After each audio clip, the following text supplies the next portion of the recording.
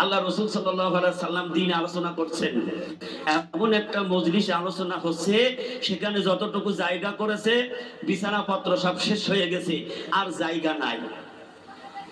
সবার শেষে হযরতে জারির রাদিয়াল্লাহু তাআলা আনহু এসেছেন, জায়গা পাই নাই, সব জায়গা কি হয়ে গেছে, ব্লক হয়ে গেছে। এক কোনায় একটু জায়গা পেয়ে হযরতে জারির রাদিয়াল্লাহু তাআলা আনহু দাঁড়িয়ে রয়েছেন।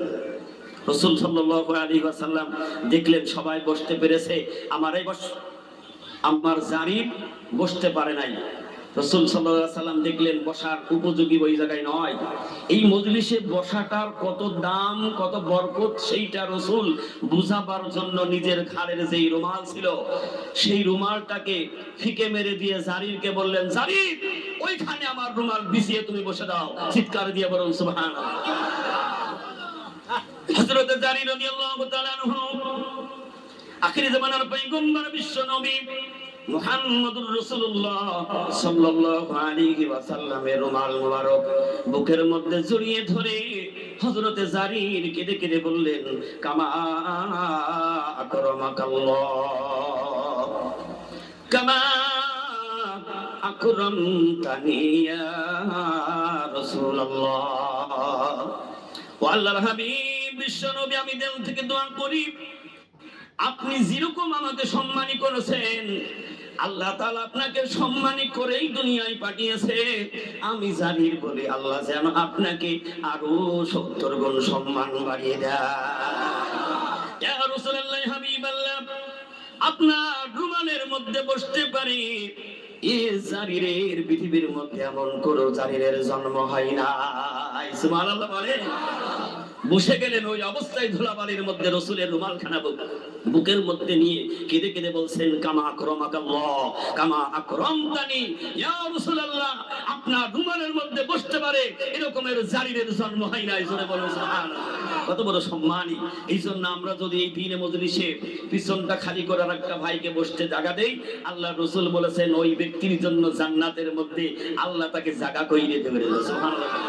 যদি পরে বলি, বুড়ো মানুষটা মন খারাপ করেছে, আমি দেখেছি অনেকের মনের মধ্যে খারাপ লাগছে, এরা চিন্তা করছে যে বুড়া হইলাম কি, আগে মরে গেলেই তো ভালো হতো। যে বুড়ো মানুষ তো জান্নাতে যাবে না। কি দাদা, বুড়ো মানুষ জান্নাতে যাবে না? কে বলছেন? আল্লাহ রাসূল বলছেন। আপনাদের বিশ্বাস হয় না যে বুড়োরা জান্নাতে যাবে? এরা বিশ্বাস যে জান্নাতে যাবে? আমি বললাম যাবে না জান্নাতে।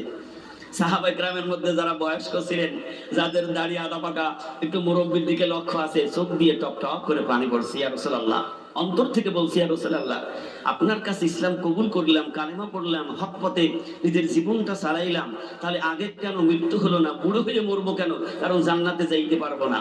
আল্লাহ রাসূল সাল্লাল্লাহু আলাইহি ওয়াসাল্লাম বললেন, হে বুড়ারা, তোমরা মন খারাপ করো না। চিৎকার দিয়ে বলুন সুবহানাল্লাহ। আল্লাহর নবী বিশ্ব নবী বলেন, ওই মহান মালিক আল্লাহ তাআলা যখন ওই বুড়ারে জান্নাতে দেবে, আল্লাহ তাআলা ওই দিন তার রহমতের কুদরতের দ্বারাই বুড়া বানাইবে না, ওই বুড়ারেও 25 বছরের যুবক বানিয়ে দেবে। তাহলে বুড়োরা প্রশংসা বেশি করবেন না কম করবেন? যুবক বানিয়ে দেবেন। নবীজি বলেন, এই জন্য আল্লাহ তাআলা জান্নাতীদেরকে জোয়ান বানাবেন, যুবক বানাবেন, কারণ জান্নাতের মধ্যে এত খাবার আমার মালিক আল্লাহ তাআলা জান্নাতীদেরকে খাওয়াবে। কারণ নাস্তায় যদি বুড়া হয়, নাস্তাও খাইয়ে শেষ করতে পারবে না। রাসূল বলেন, যখন জান্নাতীদেরকে নাস্তা দেওয়া হবে, একবারে 70টা করে প্লেট তার সামনে এসে যাবে। তাহলে দুনিয়ার খাবার আর জান্নাতি খাবারের মধ্যে পার্থক্য আছে না নাই? আমার রাসূল বলেন, এক একটা প্লেটের মধ্যে 70টা প্রকারের খাবার থাকবে, আর ওই 70টা প্রকারের খাবার মধ্যে এক একটা খাবারের মধ্যে 70 প্রকারের স্বাদ বাহির হবে। সুবহানাল্লাহ, সুবহানাল্লাহ। এবার বুড়ারা খুশি হয়ে গেল। যারা কালো মানুষ, সবচেয়ে বেশি কালো হলো বিলাল। বিলাল ইসলামের জন্য এত কষ্ট করেছে, ওই রকমের কষ্ট আর কোনো সাহাবীকে দেওয়া হয় না। বিলালের চোখ দিয়ে টপ টপ করে পানি পড়ে। হযরত বিলাল রাদিয়াল্লাহু তাআলা আনহু চিন্তা করেন, আল্লাহ তুমি আমারে পয়গম্বর পাওয়াইলা, হিদায়াতের মালাও তো আমার গলায় তুমি পরিয়ে দিলা, আল্লাহ তুমি কেন কালো বানাইলা? কারণ আমি কালো বিলাল জান্নাতে যাইতে পারবো না। আল্লাহ রাসূল বলেন, ও আমার সাহাবারা, এই দুনিয়ার মধ্যে যারা কালো আল্লাহর কাছে তারা কালো নয়। সুবহানাল্লাহ করে বলো, তারা আল্লাহর কাছে কালো নয়। এটা পৃথিবীর মধ্যে দেখতে হয়তো কালো, কিন্তু তার দিলটা যার ভালো, সেই ব্যক্তি সব চাইতে আল্লাহর কাছে আলো। কারণ আল্লাহ রাসূল বলেন, জান্নাতীদেরকে আল্লাহ তাআলা সেদিন তার রহমতের কুদরতি দ্বারা কোনো কালো থাকবে না, তাদের চেহারা সব চাইতে সুন্দর করে দেওয়া হবে। কারণ আল্লাহ তাআলা নিজেই ঘোষণা দিয়েছেন, লাকাদ খলাকনাল ইনসানা ফি আহসানি তাকওয়িম। আমি আল্লাহ সবচেয়ে চেহারা সুন্দর করে, তাদেরকে সবচেয়ে সৌন্দর্য করে আমি আল্লাহ তাআলা মানুষ বানিয়েছি। সুবহানাল্লাহ বলবেন না?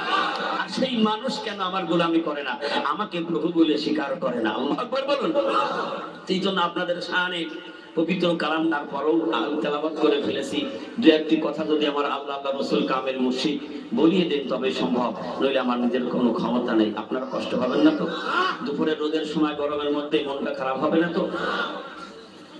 আল্লাহ রাব্বুল আলামিন কালাম পাকের মধ্যে সূরা আসরের বয়ান করেছেন। আল্লাহ তাআলা বলেন, ওয়াল আসরি, আসরের কসম, সময়ের কসম, ইন্নাল ইনসানা লাফি খুসরি। আল্লাহ তাআলা বলেন, নিশ্চয় সমস্ত মানুষ ক্ষতির মধ্যে, খসারার মধ্যে। আল্লাহ তাআলা শুধু এমনি বলে নাই, আল্লাহ পাক কসম করলেন।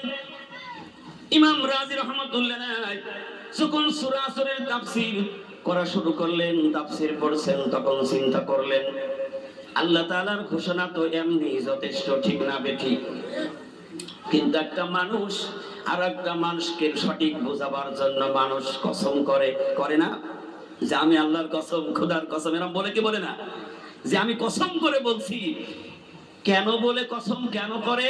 ওইটার সত্যতা বোঝাবার জন্য, ঠিক না বেঠিক?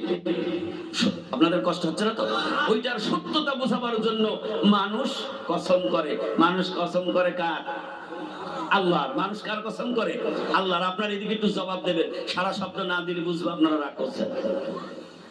তা আল্লাহ কসম করবেন কার প্রতি? আল্লাহর চাইতে আর বড় কেউ আছে? আল্লাহর চাইতে বড় আর কেউ নেই। আল্লাহ কারে কসম করবেন? কিন্তু আল্লাহ কসম করেছেন, ওয়াল আসরি, আসরের কসম, সময়ের কসম, কালের কসম, ইন্নাল ইনসানা লাফি খুসরি, সমস্ত মানুষ ক্ষতির মধ্যে, খসারার মধ্যে। কার মধ্যে? খসারা শব্দ হলো জাহান্নাম। খসারা মানে কি? জাহান্নাম। আল্লাহ তাআলা নিজে কসম করে বলছেন সমস্ত মানুষ জাহান্নামের মধ্যে। পরবর্তীতে আয়াতে আল্লাহ তাআলা বলছেন, এই জাহান্নাম, এই খসারা থেকে বেঁচে যাবে তারা। কারা বেঁচে যাবে? আল্লাহ তাআলা বলছেন, ইল্লাল্লাযীনা আমানু। আল্লাহ রাব্বুল আলামিন বলেন, ওই ক্ষতির থেকে, খসারাত থেকে বেঁচে যাবে তারা, ইল্লাল্লাযীনা আমানু, যারা আমি আল্লাহর প্রতি ঈমান আনবে। তাহলে আমাদের সর্বপ্রথম মূল হলো আল্লাহর প্রতি ঈমান আনা। আল্লাহর প্রতি কি আনা? ঈমান আনা, অর্থাৎ আল্লাহকে প্রাণ, জীবন, যৌবন দিয়ে বিশ্বাস করার নাম হলো ঈমান। তাহলে আমি আগে কি আনবো? ঈমান আনতে হবে। আল্লাহ রাব্বুল আলামিন বলেন, তুমি শুধু ঈমান আনবে, ঈমান আনার পরেই তোমার ডিউটি শেষ হবে না। যদি ওই ক্ষতির থেকে, খসারাত থেকে যদি বাঁচতে চাও, তাহলে ঈমানও আনতে হবে। ইল্লাল্লাযীনা আমানু, তারপর আল্লাহ বলেন, ওয়া আমিলুস সালিহাত, ঈমানদারের কাজ হবে আমলে সালেহ করা, আল্লাহর গোলামি করা। আল্লাহর হাবিব বিশ্ব নবী বলেন, সেই ব্যক্তি যোহরের 1 মিনিট আগে ঈমান এনেছে, ওই ব্যক্তির প্রথম দায়িত্ব আমলে সালেহ করা, সেটা হলো নামাজ। সুবহানাল্লাহ জোরে বলুন। আপনি যোহরের নামাজের 1 মিনিট আগে যদি ঈমানের দাবি করে থাকে, আপনার প্রথম দায়িত্ব হবে যোহরের নামাজ আদায় করা। তবেই বোঝা যাবে আপনি আল্লাহর প্রতি ঈমান এনেছেন। আমাদের নামাজ কত মানুষের 1 বছর কাজা আছে না নাই? এক বছর কাজা আছে ওই ব্যক্তির, যেই ব্যক্তি বছরে একদিন নামাজ আদায় করে, তাও 2 রাকাত ওয়াজিব নামাজ। ছিলেন সে নামাজ? এরকম মানুষ আছে না নাই? এখন সমাজের চাপে হোক, যে কোনো চাপে হোক, ও ওই দিন দেখবেন নতুন জামা গায়ে দিয়ে 2 রাকাত ওয়াজিব নামাজ পড়ে, তাহলে 1 বছর কাজা। কিছু মুসল্লি আছে দেখবেন 11 মাস কাজা, 1 মাসের মুসল্লি কদিন আগে বিদায় নিল। ঠিক না ঠিক? ইমানের দাবি করে কি করে না? এই সমস্ত মানুষগুলি আবার বেশি গল্প করে দেখবেন। সংসদ ভবন চেনেন? কাপের সংসদ ভবন, কিসের? চায়ের দোকান দেখবেন। তুমি জানো নামাজ পড়লে কি হবে? উচ্চাইতে আমার ইমান ঠিক আছে বলে, কি বলে না? তুমি যে ইমানদার তার দায় বুঝাবার জন্য আল্লাহ বলছে তুমি যে ইমানদার, এইটা তখনই বোঝা যাবে ইল্লাল্লাযিনা আমানু ওয়া আমিলুস সালিহাত। তুমি যদি নেক আমল করো তখন বোঝা যাবে তুমি ইমানদার। সুবহানাল্লাহ বলতে হবে। কিছু মানুষ আছে দেখবেন 1 সপ্তাহের মুসল্লি, 1 সপ্তাহ পরে একদিন যায়, সেই দিনের নাম কি? তারে আমি বলি ওই লোকটা শুকুর আলী মুসল্লি। আরেকজন আছে রমজান আলী মুসল্লি। ঠিক না বেঠিক? আছেন এরকম মানুষ? শুকুর আলী মুসল্লি, রমজান আলী মুসল্লি। এই মুসল্লি যত ইমানের দাবি করুক, আমার আল্লাহ তাআলা বলছেন ও কখনোই ইমানদার তার প্রমাণ হয় না। ইমানদার মরে যাবে, ইমানদারের জীবন চলে যাবে, তবু সেই ইমানের উপরে বলিয়ান হয়ে থাকবে, 1 যারা পরিমাণ ইমান থেকে শেষ হয়ে যাবে না। আর আমাদের ইমান হলো কসুর পাতার পানির মতো। ঠিক না বেঠিক? একটু করোনা এসেছে, ও শুনেছে যে ওই মসজিদে যাওয়া যাবে না, এক জায়গায় হওয়া যাবে না। আর এক জায়গায় হওয়া যাবে না বলে নামাজও আর পড়ে না। তো কি ভালো ইমানদার? রাগ করেন না যেন সোনামণিরা, যেহেতু কোরআন খুলে নিয়েছি কিছু কথা বলতেই হবে। তা ঠিক আছে, ঘড়ি দেখে বলবো, সমস্যা নেই, ঠিক জায়গা মতো ছেড়ে দেবো ইনশাআল্লাহ। আল্লাহ রাব্বুল আলামিন বলেন ইল্লাল্লাযিনা আমানু, যারা আমি আল্লাহর প্রতি ঈমান আনবে, ওয়া আমিলুস সালিহাত, নেক আমল করবে, ওই ব্যক্তি হলো ক্ষতির থেকে, খসরার থেকে বেঁচে যাবে। আমার আল্লাহ তাআলা আরো বলেন তুমি ঈমান আনলা, আমল সালেহ করলা, কিন্তু পরবর্তীতে আল্লাহ তাআলা বলেছেন ওয়া তাওয়াসাউ বিল হক, তুমি হকের উপরে কিন্তু থাকলা না। নামাজ পড়লা, ঈমানের দাবি করলে তোমার মধ্যে হক নেই, তুমি হকের উপরে চলো না, তুমি হক প্রতিষ্ঠা নিতে করো না, আর হকের পথে মানুষের উৎসাহ করো না। আল্লাহ বলেন তুমি ওই ক্ষতির থেকে, খসরার থেকে বাঁচতে পারবা না। জামানার মুজাদ্দিদ হযরত মাওলানা সুফি মুক্তাদান গাছী রহমাতুল্লাহ আলাইহি 4টা সবক দিয়েছেন। কয়টা? জোরে বলেন কয়টা? এই 4টা কথার সারমর্ম যদি বয়ান করা হয়, সবগুলি সূরা আসরের মধ্যে পাওয়া যায়। আল্লাহ রাব্বুল আলামিন বলেন ঈমান আনার পরে আমলে সালেহ করো, ওয়া তাওয়াসাউ বিল হক, হকের উপরে থাকো, হক প্রতিষ্ঠা করো। তুমি হকের উপরে চলবে।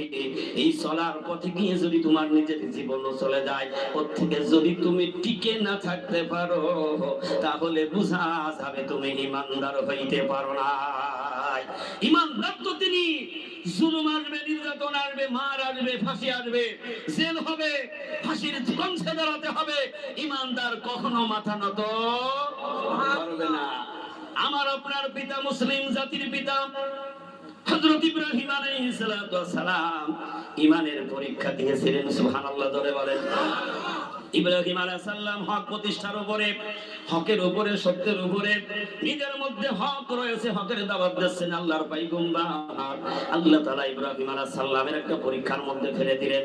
ওই দেশের জালেম বাদশা ছিল নমরুদ। নমরুদ চিন্তা করলো ইব্রাহিম যদি আজকে সমাজের বড় নেতা হয়, নমরুদের জিয়ার চলে যাবে, নমরুদের কর্তৃত্ব চলে যাবে। এই কর্তৃত্ব যাওয়ার কারণে ইব্রাহিম আলাইহিস সালামের সাথে বিরোধিতা করেছিলেন।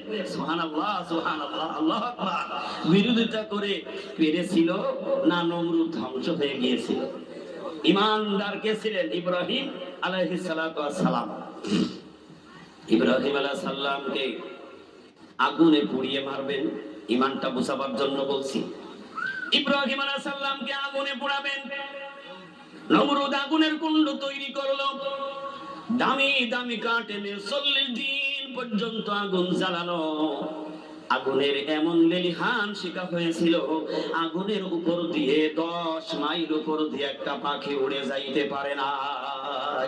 এত তেজস্বী আগুন নমরুদ তৈরি করলেন, ইব্রাহিমকে পোড়াবেন, আগুনের মধ্যে ফেলে দেবেন। ইমান কারে বলে একটু বোঝানোর জন্য বলছি। ইব্রাহিমকে উলঙ্গ করে সড়কের মাথার উপরে বসালেন, কাপড় খুলে দিলেন। নমরুদের ইচ্ছা, না জানি পয়গম্বরের কাপড়ের মধ্যে কোনো কিছু থাকতে পারে, হয়তো আগুনে পোড়াবে না, শরীরের কাপড় খুলে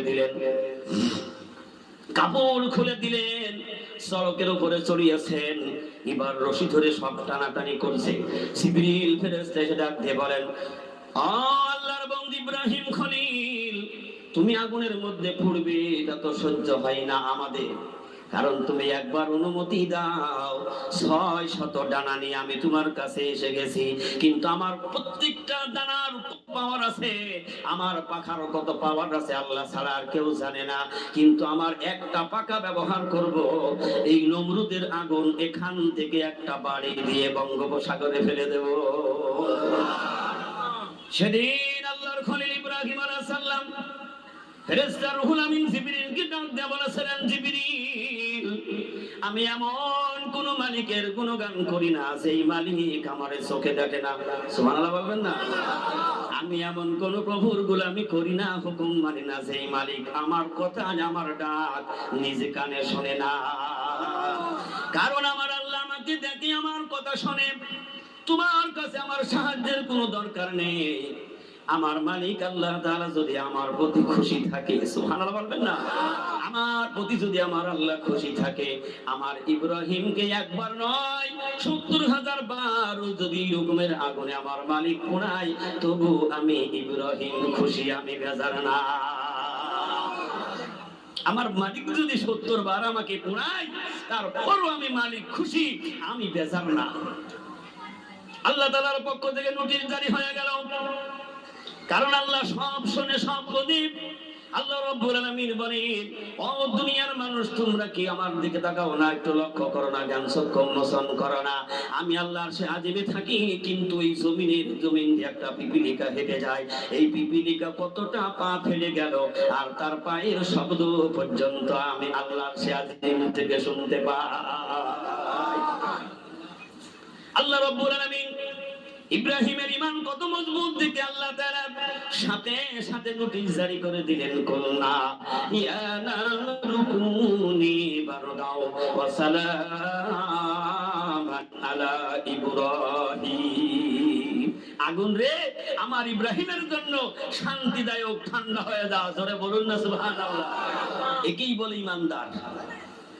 আল্লাহ রাব্বুল আলামিন তার পয়গম্বর বিশ্বনবী বলেন, এখনো যদি কারোর মধ্যে ইব্রাহিমের ঈমান থাকে, এখনো আগুনের মধ্যে ফেলে দিলে তার শরীরে আগুন স্পর্শ করে না, আগুনে তার পোড়াইতে পারে না। ইব্রাহিম আলাইহিস সালাম সড়ক থেকে ছেড়ে দিয়েছেন, ওইখানে যাবে। আল্লাহ তাআলা ডাক দিয়ে বলেন, জিবরিল যা, আমার জান্নাত থেকে আমার পয়গম্বরের শরীরে পোশাক নেই, জান্নাত থেকে যা, আমার পয়গম্বরের জন্য জামা টান দিয়ে নিয়ে গিয়ে এখনই আমার পয়গম্বরের গায়ে পরিয়ে দিয়েছে। সুবহানাল্লাহ বলবেন না? ছেড়ে দিয়েছেন, আগুনে পড়বেন। ঠিক এই মুহূর্তে আল্লাহ রাব্বুল আলামিন বলেন, জিবরিল যা, কেমনে যাবে, আমার পয়গম্বরের শরীরে পোশাক পরিয়ে দিবি। জিবরিল বলে, আমার সমস্ত ডানাগুলি বেড়ে থাকতো, ওই দিন আমি ওই মুহূর্তে আমার সমস্ত ডানা ছেড়ে দিলাম।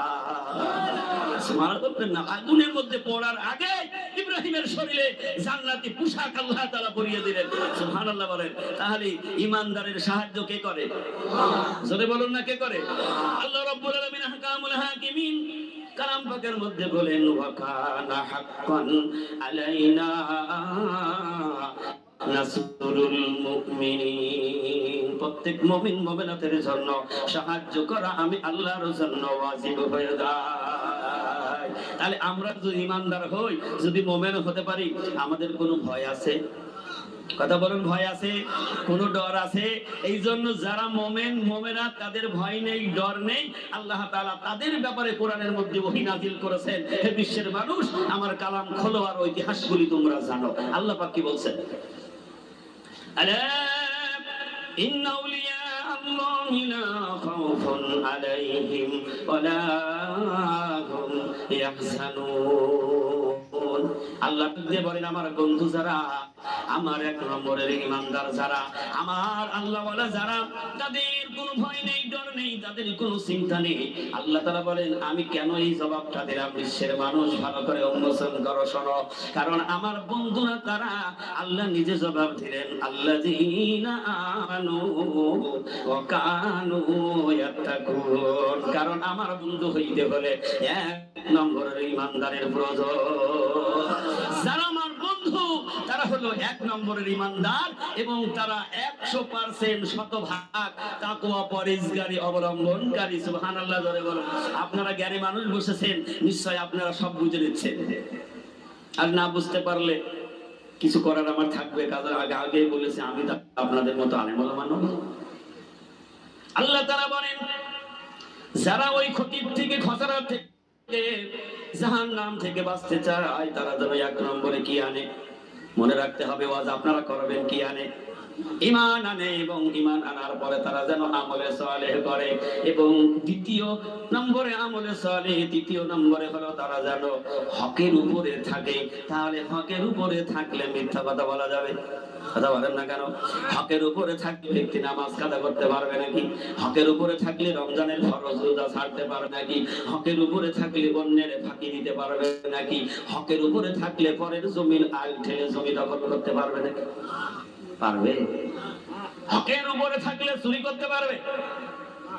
হকের উপরে থাকলে বিবিরে পশুর মতো পিটাইতে পারবে?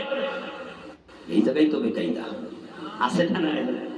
হকের উপরে যদি থাকে, কোন মানুষের অসম্মান করবে না, গালি দেবে না, এতিম মিসকিন অসহায়দেরকে খেদাবে না। আল্লাহু আকবার বলেন।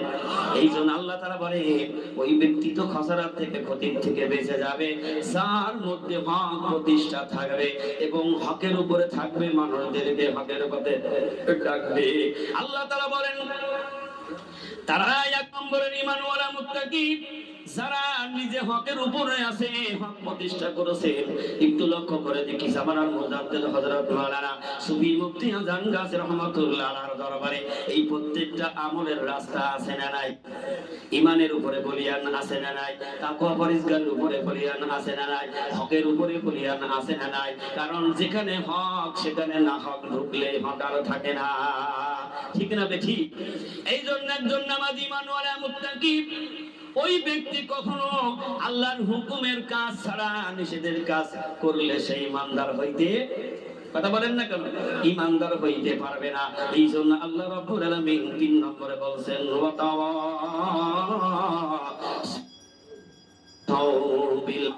তিন নম্বরের শর্ত হলো তার রুজি রুটি থেকে শুরু করে প্রত্যেকটা জিনিস ওই ব্যক্তি হকের উপরে চলবে। তাহলে ওই ব্যক্তি ওই জাহান্নাম থেকে মুক্তি পাবে। যদি হকের উপরে না থাকে, জাহান্নাম থেকে মুক্তি পাওয়ার কোনো আশা। আপনারা রাগ করছেন? রাগ করছেন নাকি? না, আমাদের ওই হুজুর চলে যাওয়া থেকে মন খারাপ হচ্ছে? মন খারাপ হচ্ছে? আরে বাবা, সবাই যে সব জায়গায় থাকতে পারবে এমন কোনো কথা আছে? আমাদের আবার এখানে আসিফ নিয়ত করেছি থাকার জন্য। যদি মালাকুল মউত আসে, এইখানেই চলে না, নিয়ে যাবে কোনে? চেনেন না? ওই দেখাচ্ছি ঝোড় জঙ্গল, চেনেন না? ভালো জায়গায় দেবে না, দেবে কোনে? কি বলেন? আজকে যার জন্য আজকের এই মাহফিল, একটু খেয়াল করি, যারা হেলান দিয়ে বসেছেন খুঁটির সাথে, শয়তান কিন্তু আপনাদের ধোঁকা দিচ্ছে। কেন জানেন? একটু ঝিমালেই অজু ভেঙে যাবে। অজু ভাঙার মাসালা কয়টা জানেন? অজু ভাঙার মাসালা 7টা। 7টার মধ্যে একটা হলো সিদ বা কায়ত হয়ে হেলান দিয়ে ঘুম যাওয়া। মাসালা 7টা অজু ভাঙার কারণের মধ্যে একটা হলো শীত অথবা কায় অথবা তো হেলান দিয়েছেন, একটু ঝিমিয়েছেন, অজু করা লাগবে, অজু থাকবে না। এই জন্য যারা খুঁটি নিয়েছেন, ওই খুঁটির সরে বসে শয়তান বলছে একটু ঝিমা। ঝিমাইলে কিন্তু আপনার অজুটা ভাঙিয়ে দেবে, আপনার সুবহানাল্লাহ আলহামদুলিল্লাহ পর্যন্ত যাবে না। পাক পবিত্র থাকতে হবে। সুবহানাল্লাহ করে না, হয়তো কারোর কোমরে মাজায় ব্যথা থাকতে পারে, তার জন্য আলাদা আপনি এলান দেন, অসুবিধা নেই। যদি সুস্থ থাকেন সিংহের মতো বসেন, কারণ আমরা হইলাম সিংহের জাতি, আমরা পাপী শিয়ালের জাতি নই। সুবহানাল্লাহ বলতে হবে। আমরা হইলাম আমিরুল মুমিনিন উমরের উত্তরসূরি, যার বজ্র কণ্ঠে 12 জন অবিশ্বাসীর অন্ডকোষ ছিঁড়ে কোথায় পড়েছিল খুঁজে তালাশ করে পাই নাই, চিৎকার দিয়ে বলুন সুবহানাল্লাহ। সেই আমিরুল মুমিনিন ওমর ফারুক রাদিয়াল্লাহু তাআলা আনহুর 37তম উত্তরসূরি পুরুষ হযরত মাওলানা সুফি মুফতি আদনান গাছী রাহমাতুল্লাহ আলাইহির পাক নূরানী জান্নাতি মজলিসে বসার সুযোগ হয়েছে, সকলের ভাগ্যে হয় না, ঠিক না বেটি? কথা বলেন না কেন? সকলের ভাগ্যে হয় না। আল্লাহ রাব্বুল আলামিন বলেন, তোমার মধ্যে হক প্রতিষ্ঠা করা লাগবে। তোমার রুজি রুটি থেকে শুরু করে সকল কর্মগুলি হকের উপরে থাকতে হবে। তুমি জমিনে কারোর আইল ফেলতে পারবা না, এতিমের জমি ভক্ষণ করতে পারবা না, ছেলের জমি বেশি দিয়ে মেয়েরে ফাঁকি দিতে এরকম মানুষ আছে না নাই? কত হাজি আছে দেখবেন হজে যাবে, হয়ে গেছে, রাগ করে না যান, বুড়ো চাচা বুড়া হয়ে গেছে, হজে যাবে, বড় চিন্তা করলো বিবির নামও কিছু দিলাম না, ছেলেও একটা, মেয়ে হলো 5টা, আরে মেয়ে জামাই তো সব ভাগ করে নিয়ে যাবে। ও হাজি সারা রাত তসবিহ টেপে আর বলে যাক যাহাই হোক সকাল বেলার ঘটক পুকুরে গিয়ে, ঘটক পুকুর তো ভাঙড়ে গিয়ে একটা টিপ আছে না না, এরকম একটা টিপ দিয়ে হজে গেল। আল্লাহ তাআলা বলেন, তুমি যতই হজের ময়দানে পড়ো লাব্বাইক লা শারীকা লাহু আল্লাহুম্মা লাব্বাইক লা শারীকা লাহু আল্লাহুম্মা লাব্বাইক, ও হাজী তুমি যতই হাজিরা দাও আমি হাজির, আল্লাহ তুমি কোথায়? আল্লাহ বলবে আমি কোথায় তুমি জানো, কিন্তু আমি তোমারে চিনিও না, মানি না, কারণ তুমি হকুল্লাহ আর হকুল ইবাদ নষ্ট করে হজে এসেছো, তোমার হজ আমার দরবারে কবুল হবে না। ভাইরে ভাগি দিয়েছো, বাবার বড় ছেলে ভাগ পরে হয়েছে, আগেই লিখে নিয়েছো, তোমার হক হলো। ও ভাই যখন দুনিয়ায় এসে গেছে বাবা যত দিয়ে দেয় ওই বাবার অংশটা তোমার ওই ভাইয়ের ফিরিয়ে দিতে হবে, নইলে তুমি হকুল ইবাদ হয়ে তুমি জান্নাতে যাইতে পারবা না। কার কথা? জোরে বলুন কার কথা? এই জমিন নিয়ে বাহাত করো, ঘর বাড়ি নিয়ে বাহাদুরি করো, একজন বলো তো ঘর নিয়ে কবরে যাবা? লক্ষ টাকার ব্যবসা রয়েছে, ব্যবসা নিয়ে কি কবরে কেউ যাবে নাকি? নাই, জালালাবাদের লোক যাওয়ার সম্ভাবনা আছে। পাগল মন আমার তুমি কার গিয়া করলা রে সুখের ঘর, পাগল মন আমার তুমি কার লাগিয়া করলা রে বাড়ি ঘর, উপর তলায় বাতি জ্বলে, উপর তলায় বাতি জ্বলে, নিস্তলাতে অন্ধকার তুমি কার লাগিয়া করলা রে সুখের ঘর, পাগল মন আমার তুমি কার লাগিয়া করলা রে বাড়ি ঘর। ভাই বলো বন্ধু বলো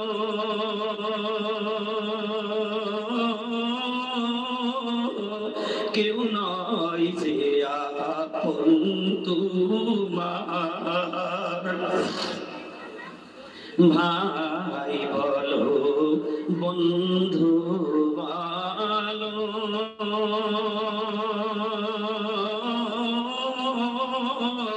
কেউ নয় যে আপন তোমার, 2-4টা দিন কেঁদে হো, 2-4টা দিন কেঁদে হো, রাগবে না তো খোঁজ খবর তুমি কার লাগিয়া করলা রে সুখের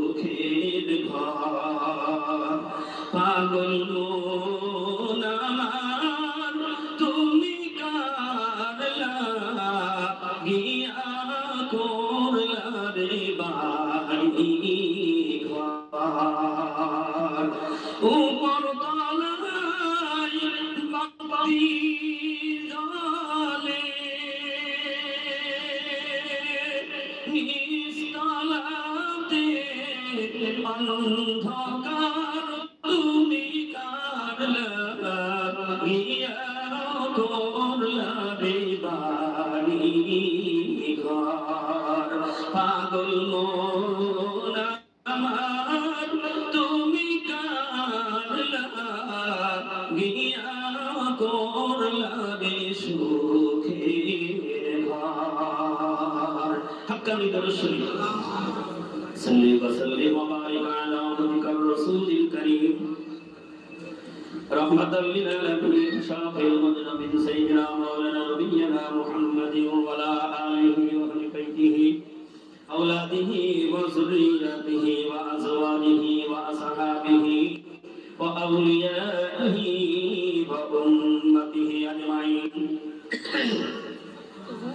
كما صليت وسلمت وباركت رحمت على سيدنا إبراهيم وعلى آل سيدنا إبراهيم إنك حميد مجيد আপনারা কষ্ট পাচ্ছেন নাকি আল্লাহ রাব্বুল আলামিন চতুর্থ নম্বরে বলেন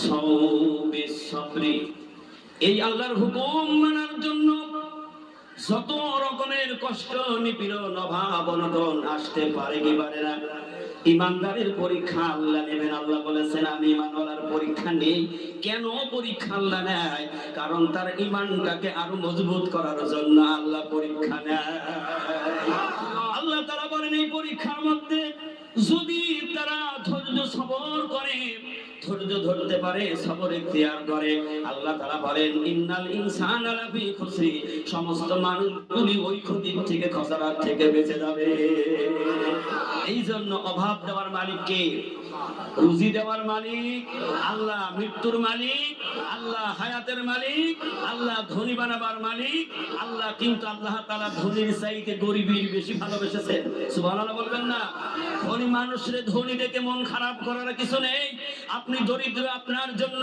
বেশি প্রশংসা করতে হবে আল্লাহ রাসূল বলেছেন যে ধনীর চাইতে গরিবেরা 500 বছর আগে তারা জান্নাতে যাবে তাহলে ওর চাইতে নিয়ামত গরিবওয়ালা না ধনীওয়ালা তুই বড় লোক হয়েছো ঠিক তুমি 500 বছর পরে যাবে আর যার অভাব অনটনের সংসার সে যদি ইমানদার হয় তাকওয়া পরহেজগারি হয় আল্লাহর হক যদি তার মধ্যে প্রতিষ্ঠা থাকে ধৈর্য থাকে তাহলে ওই গরিব মানুষ ধনীর চাইতে 500 বছর আগে আল্লাহর জান্নাতে যাবে জোরে বলুন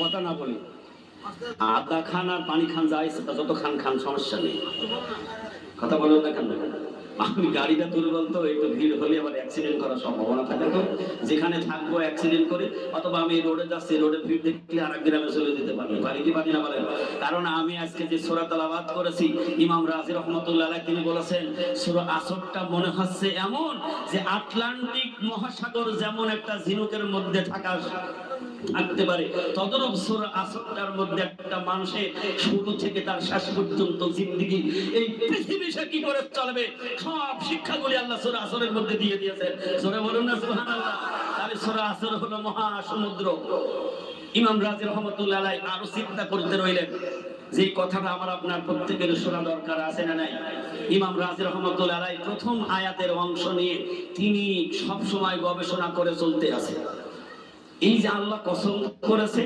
সময়ের এই সময়টা নিয়ে তিনি গবেষণা করছেন আমি অনেক জায়গায় বলে থাকি আজকে একটু বলার নিয়ত করেছি আপনারা রাগ করবেন না তো তিনি গবেষণা করছেন শুধু সময় নিয়ে আল্লাহর কসম সময় নিয়ে কেন করলেন আল্লাহ তাআলা তার এখানে জবাব দিয়েছেন যে আল্লাহ যার উপরে কসম করতে চেয়েছেন কার উপরে মানুষের উপরে কারণ ইনসান হলো কি ইনসান মানে কি মানুষ, আল্লাহ বলে ইন্নাল ইনসান, নিশ্চয় মানুষ। আল্লাহ মানুষকে বোঝানোর জন্য কসম করছে।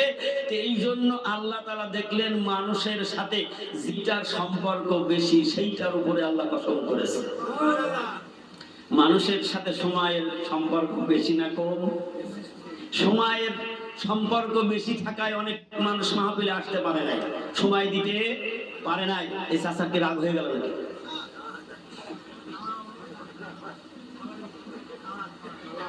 মানুষ সময় বেশি দিতে পারবে না, এই জন্য মানুষের সময়ের সাথে মানুষের সম্পর্ক আছে না নাই?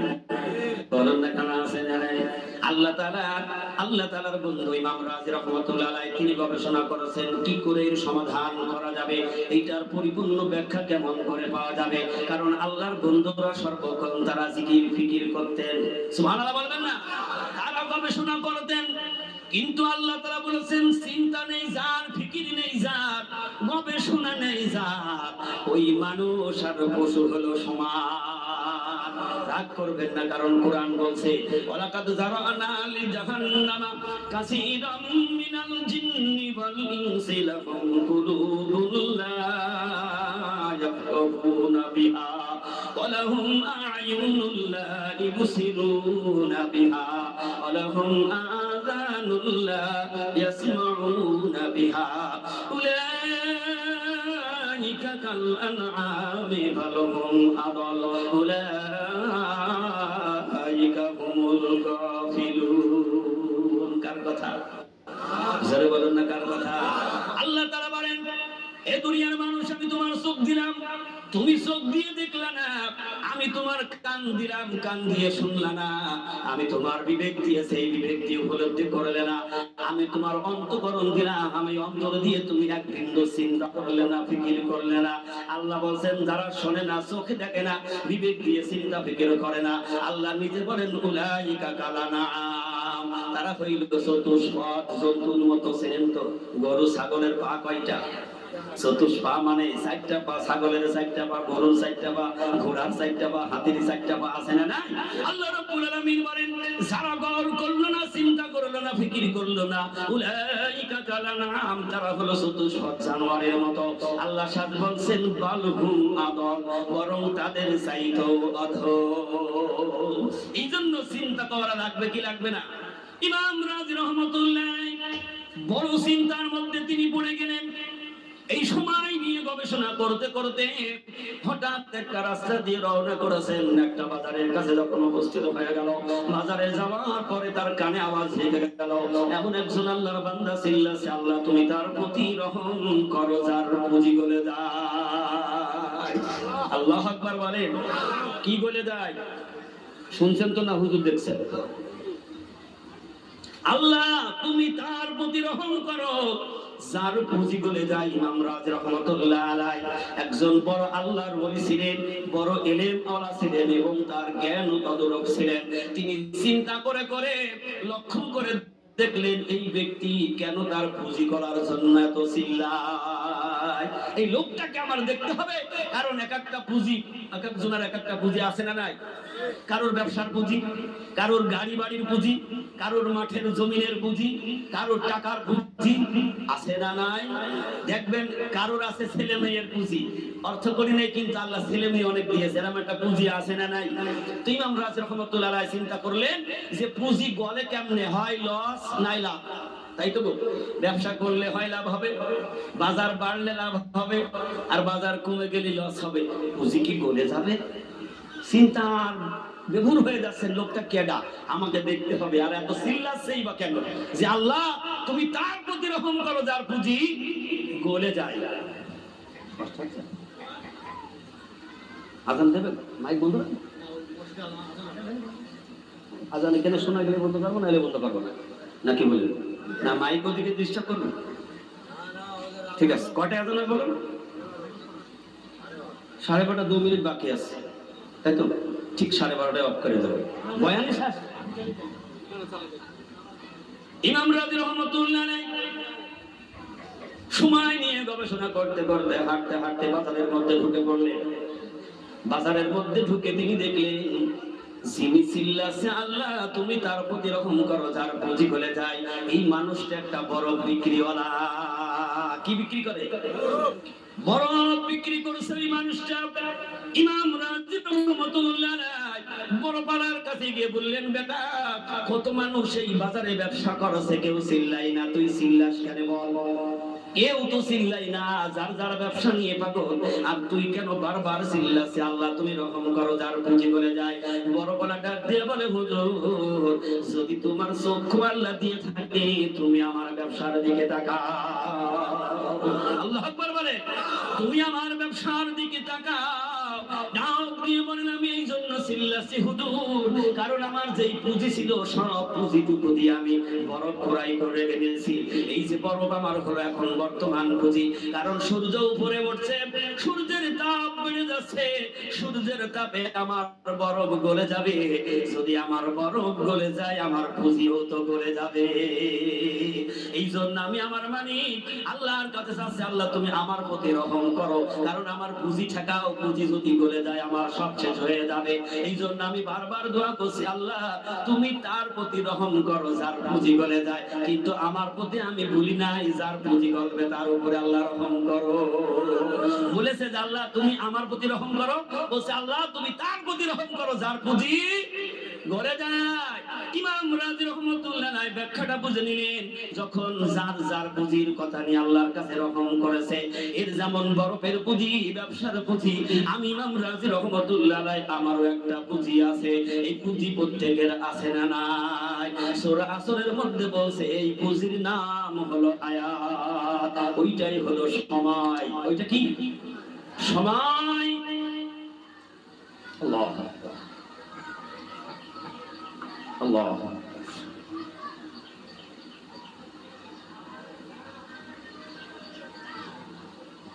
এখানে ওই সাথে আজান দিয়ে দিলে ভালো হয় না নামাজের জন্য? পরে আজান দিতে গেলে তো নামাজ পরে তো মুখে মুখে হবে, আজানটা দিয়ে দিলে ভালো হয় না? হ্যাঁ, এই সাথে আজানটা দিয়ে দিন। আজান লাস্টে দিলে ওই একটা নির্দিষ্ট সময়টার পরে দিলে এটা একটা আদবের বরফে। আবার অন্য মানুষ দিলে ভালো হবে, অন্য মানুষ বলবে যে কোন মুক্তের নামাজ কখন আজান দেয়, আজানের টাইম আজানটা দিয়ে দিন। হ্যাঁ, আমি দেখে চিনে ফেলেছি, ভাষা দেখে বুঝতে পেরেছি, না দেখলে চিনে ফেলেছি। হ্যাঁ ইনশাল্লাহ ইনশাল্লাহ। তো কয়টা শেষ করবো বয়ান? একটার আগে শেষ করবো না? না বেশি করলে দুপুরের সময় মানুষের বিবেক করতে হবে, প্রত্যেকটা বিবেচনা করে কাজ করতে হবে। আপনাকে অত সহজে ছাড়বে না, আপনাকে অত সহজে কেউ ছাড়বে না। হাক্কানি দরুদ শরীফ পড়ি। আল্লাহুম্মা সাল্লি ওয়া সাল্লিম ওয়া বারিক আলা আবদিকা রাসূলিল কারীম রাহমাতাল লিল আলামিন শাফিউল মুজরিমিন সাইয়্যিদিনা মাওলানা নবিয়্যিনা মুহাম্মাদিন ওয়া আলা আলিহি ওয়া আহলি বাইতিহি ওয়া আওলাদিহি ওয়া যুররিয়্যাতিহি ওয়া আজওয়াজিহি ওয়া আসহাবিহি ওয়া আউলিয়াইহি ওয়া উম্মতিহি আজমাইন كما صليت وسلمت وباركت رحمت على سيدنا إبراهيم وعلى آل سيدنا إبراهيم إنك حميد مجيد الحمد لله ইমাম রাজি রহমাতুল্লাহ আলাইহি চিন্তা করলেন, বড় বলার যেমন একটা পুঁজি আছে আমারও তো আল্লাহ একটা পুঁজি দিয়েছে। এই মহামূল্যবান সবচাইতে বড় পুঁজির নাম হলো হায়াত। পুঁজির নাম কি?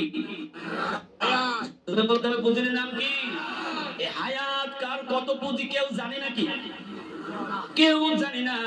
ইমাম রাজি রহমাতুল্লাহ আলাইহির মাথার মধ্যে তখন বুঝাসলো, এই জন্যই তো আমার মালিক আল্লাহ তাআলা আমাদের বর্ণনা করার জন্য আগেই সময়ের কসম করেছে। তাহলে হায়াত নামক পুঁজি সময়টুকু সবচাইতে দাম বেশি না কম? কথা বলতে হবে বেশি না কম? কারণ তিনি চিন্তা করলেন, কারণ আমাকেও তো এরকম আল্লাহর কাছে রহমত চাওয়ার দরকার না, কিন্তু কখন আমার হায়াত ফুরিয়ে যাবে চিন্তা করি নাই, বরফালা চিন্তা করলাম না। আমার বরফ যদি গলে যায় এটা আমার পুঁজি তো যাবে। আল্লাহ তুমি রহম করো, আল্লাহ তুমি রহম করো।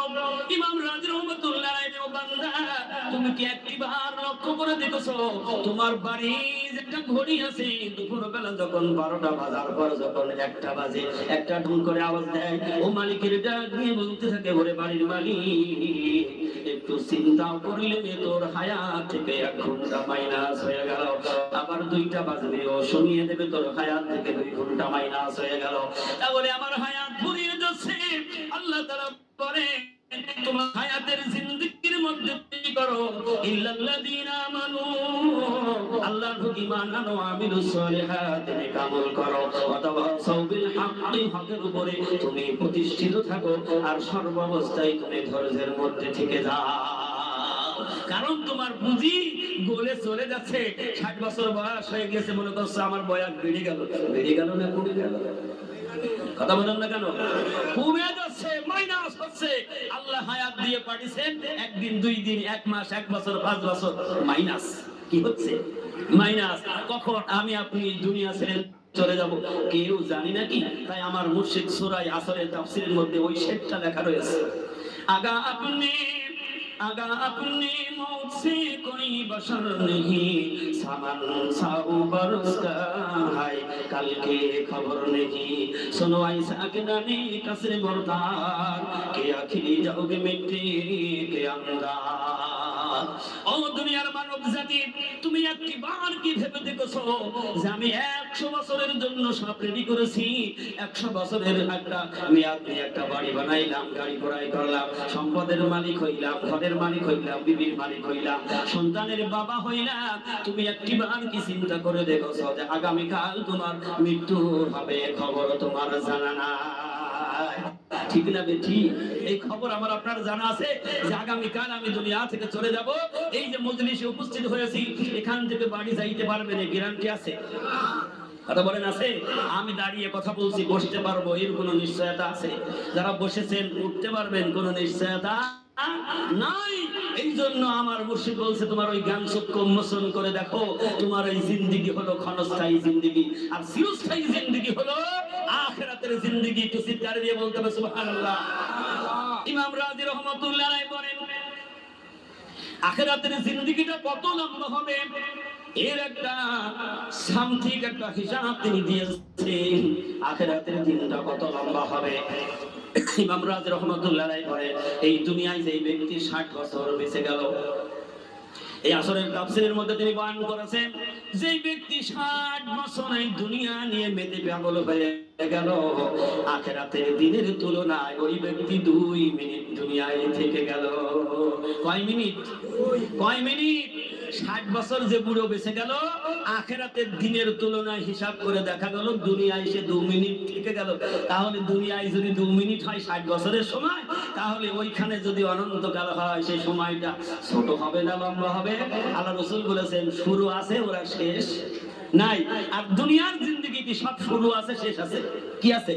এই মাহফিলের প্যান্ডেলটা শুরু হয়েছে, আবার ভেঙে যাবে। কথা বলেন না কেন? সব শুরু আছে, শেষ আছে, কিন্তু আখিরাতের জিন্দেগির শুরু আছে, কোনো শেষ নাই। ইমাম রাজি রাহমাতুল্লাহ আলাইহি বলেন, এর একটা হিসাব আমি করেছি। হিসাবটা হলো 7 আসমান জমিন ভরা সরিষার দানাগুলি গাদা দেওয়া হবে। কি হবে? সরিষা সবাই চিনি তো। এখন তো ডিজিটাল যুগে ফসল আদি আগের মতো আর তৈরি হয় না, অনেক ভালো ভালো ফসল আর মাঠে দেখা যায় না। কি বলেন, যায় কিনা বলেন? আগে শীতের সময় সারা মাঠ সরিষার ফুল ফুটে থাকতো, দেখতে কি চমৎকার লাগতো। এখন ওইটাই ফলন কম, টাকা কম, ওইটা বাদ দিয়ে আরেকটা করে। এরম আছে না নাই? দেখবেন যেই ফসলে টাকা সেইটা করছে। কথা বলেন ঠিক না বেঠি? কারণ যুগের পরিবর্তন, মানুষ খালি করছে একটাই কারণ, হলো দুনিয়ায় আমাকে বড় হতে হবে, টাকার মালিক হতে হবে। ঠিক না বেঠি? কারণ এই দুনিয়ায় লোভের পেছনে মানুষ পরকালকে বিক্রি করে দিচ্ছে। ঠিক না বেঠি? কিন্তু একটা কথা হলো, আল্লাহ রাব্বুল আলামিন জিবরিলকে বলেন, জিবরিল, আমি যে আমার বান্দার জন্য জাহান্নাম বানিয়েছি, তুমি জাহান্নামটা একটু দেখে আসো।